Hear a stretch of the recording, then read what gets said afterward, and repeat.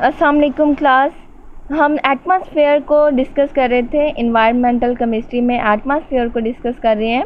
आज हम डिस्कस करेंगे लेयर ऑफ एटमॉस्फेयर। 4 लेयर्स होती हैं extending from earth. Gases decrease gradually upward. अगर हमारे पास गैसेस जो है अर्थ आहिस्ता आहिस्ता जो है वो ऊपर की तरफ, जब हम अल्टीट्यूड की तरफ या ऊंचाई की तरफ जाना शुरू करते हैं तो डिफरेंट गैसेस की कंसंट्रेशन डिक्रीज होना शुरू हो जाती है। जब गैसेस की कंसंट्रेशन आहिस्ता आहिस्ता ऊपर की तरफ डिक्रीज होना शुरू हो जाती है तो प्रेशर भी डिक्रीज होता है। उन गैसेस, ऐसी बात है गैसेस मौजूद नहीं है तो वहाँ जो है वो प्रेशर भी कम होना शुरू हो जाता है। इसके अलावा हमने जो ये लेयर्स हैं 4 लेयर्स की बात की है कि एटमॉस्फेयर की 4 लेयर्स हैं, ये किस बेसिस पर हैं? वो एक्चुअल में टेम्परेचर की रेंज की बेस पर है कि डिफरेंट पोर्शन में डिफरेंट गैसेस मौजूद हैं और उन गैसेस की बेसिस पर टेम्परेचर इन्वायरमेंट का डिफरेंट होता है डिफरेंट पोर्शन में। पहला हमारे पास जो रीजन है टेम्परेचर की बेस पर, उसे हम नाम देते हैं ट्रोपोस्फियर का, और इसकी रेंज या ये कितना एक्सटेंड करता है ऊंचाई की तरफ, तो ये 0 से 12 किलोमीटर, 0 यानी कि बिल्कुल अर्थ सरफेस से हमने स्टार्ट करना है और ऊपर की तरफ मूव करना है 12 किलोमीटर तक। अगर हम यहाँ तक देखते हैं तो यहाँ एक्चुअल में टेम्परेचर डिक्रीज़ होना शुरू हो जाता है। ज़मीन के करीब करीब हमारे पास टेम्परेचर नॉर्मल रहता है 17 डिग्री सेल्सियस से आहिस्ता आहिस्ता जो हम नॉर्मल 25 तक लेते हैं वो होता है 35 तक जाता है। लेकिन आहिस्ता जब हम 12 किलोमीटर के नज़दीक जाते हैं टेम्परेचर डिक्रीज़ होना शुरू हो जाता है, और वो कितना डिक्रीज़ हो जाता है -58 सेल्सियस तक चला जाता है। और ये हमारे पास टेम्परेचर बहुत ज़्यादा है सर्दी के लिहाज से या माइनस में जाने के लिहाज से ज़्यादा, यानी इस पॉइंट पर हमारे पास शदीद किस्म की सर्दी होगी। तो ये इस रीजन की बात है जिसे हम ट्रोपोस्फियर का नाम दे रहे हैं। ये रीजन हमारे लिए एक इमेजिनरी लाइन है, ये नहीं है कि ये स्पेसिफाई है एटमॉस्फेयर में कोई लाइन है या उसमें पोर्शन बने हुए हैं, ऐसा कुछ नहीं है। ये हमने एक इमेजिनरी लाइन यहाँ तक कंसीडर की हुई है अपने मुताबिक, टेम्परेचर की बेसिस के मुताबिक, अपनी नॉलेज के मुताबिक, कि हमारे पास इसका जो फर्स्ट रीजन है जहाँ लाइफ एग्जिस्ट कर सकती है, यहाँ नज़दीक जहाँ ये नॉर्मल टेम्परेचर है, उसको हम ट्रोपोस्फियर का नाम देते हैं। देन हमारे पास है स्ट्रेटोस्फियर। स्ट्रेटोस्फियर इस लेयर को हम इसलिए कहते हैं क्योंकि आहिस्ता आहिस्ता टेम्परेचर जो है वो अब इंक्रीज़ होना शुरू हो गया है। पहले -58 डिग्री सेल्सियस है, अब आहिस्ता आहिस्ता वो कहाँ तक चला गया 2 डिग्री सेल्सियस तक। अभी भी एक नॉर्मल लाइफ के लिए, जैसे कि हमने ट्रोपोस्फियर में देखा वहाँ 17 तक है, उसके लिए ये थोड़ा सा मुश्किल है क्योंकि अभी भी ये 2 डिग्री सेल्सियस तक है, एक नॉर्मल टेम्परेचर नहीं है। लेकिन इसमें चेंजेस आ रही है कि पहले ये डिक्रीज़ था, माइनस में था, बिल्कुल माइनस में था, अब ये थोड़ा सा इंक्रीज़ होकर 2 डिग्री सेल्सियस तक पहुंच गया है। तो ये हमारे पास टेम्परेचर है स्ट्रेटोस्फियर का, और स्ट्रेटोस्फियर की ये रेंज हमने कंसीडर की है 12 से 50 किलोमीटर तक। देन हमारे पास है मीज़ोस्फियर। मीज़ोस्फियर में टेम्परेचर दोबारा से माइनस में चला जाता है, और यहाँ जो माइनस में जाता है वो इतना ज़्यादा नहीं, लेकिन -93 डिग्री सेल्सियस तक, 2 से थोड़ा सा डिक्रीज़ होता है -93 डिग्री सेल्सियस तक।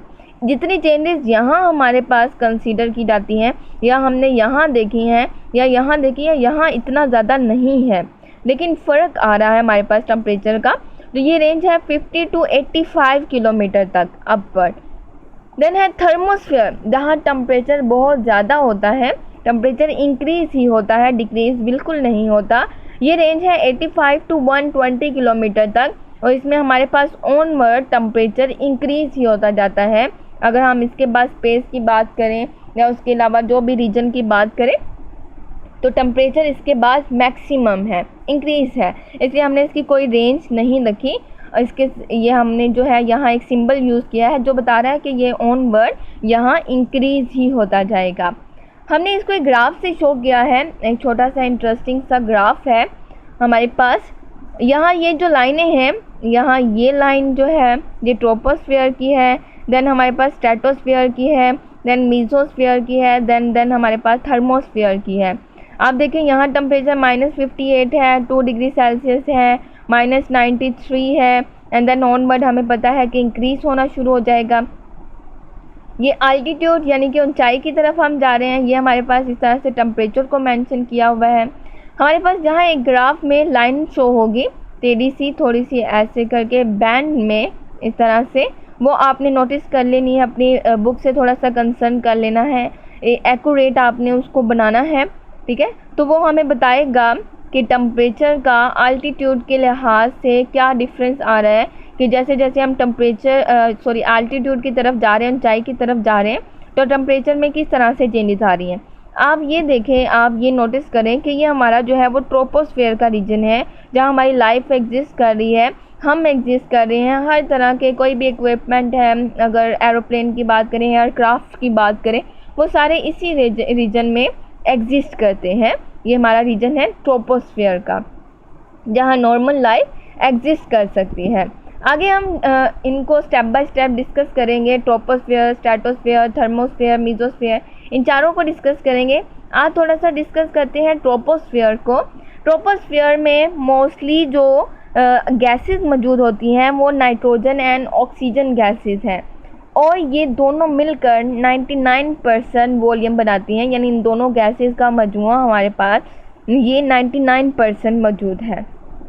इसके अलावा और भी गैसेस हैं, जैसे कि कार्बन डाइऑक्साइड और वाटर वेपर्स की बात करें, ये प्रेजेंट होते हैं नेग्लिजिबल अमाउंट में, इतनी कम अमाउंट कि हम उसको इग्नोर कर सकते हैं, लेकिन हम इग्नोर नहीं करेंगे क्योंकि ये हमारे टेम्परेचर को मेंटेन करने के लिए बहुत अहम काम करते हैं। अगर ये चीज़ें यानी ये गैसेस मौजूद ना हो तो हमारा जो टेम्परेचर है, एनवायरनमेंट का टेम्परेचर बहुत ज़्यादा हो जाए, दिन के टाइम उसका सूरज की वजह से वो बहुत ज़्यादा हो जाए टेम्परेचर, और रात में हमारे पास वो बिल्कुल माइनस में हो जाए, ठीक है। तो ये एक्चुअल में टेम्परेचर को या वो जो लाइट है उसको एब्जॉर्ब कर लेते हैं। हीट लाइट की हमने पीछे बात की थी, जिनकी लॉन्गर वेवलेंथ होती है, उनको ये एब्जॉर्ब कर लेते हैं। जब ये एब्जॉर्ब करते हैं तो रात के टाइम होने वाली जो ठंडक है या जो टेम्परेचर माइनस में जाने वाला होता है सूरज की ना होने की वजह से, तो उसकी वजह से उसका टेम्परेचर मेंटेन रहता है।